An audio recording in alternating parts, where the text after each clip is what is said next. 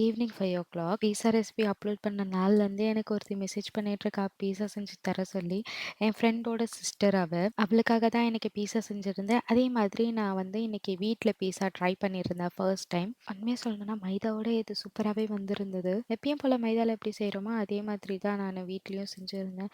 நல்லா சாஃப்ட்டா, ஸ்பாஞ்சியா சூப்பரா இருந்துச்சு. போன வாட்டி கியூப் சீஸ் யூஸ் பண்ணியிருந்தேன். அதனால அந்த இழுத்தா வரும்ல, அது மாரி வரல.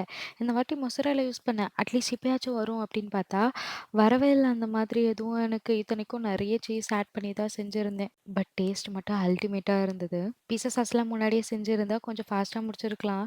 ஆனா நான் அப்ப தான் பண்ணவே செஞ்சேன். அவ 12க்கு வந்தா. ஆனா 6:30க்கு தான் பீஸாவே பண்ணி முடிச்சேன்.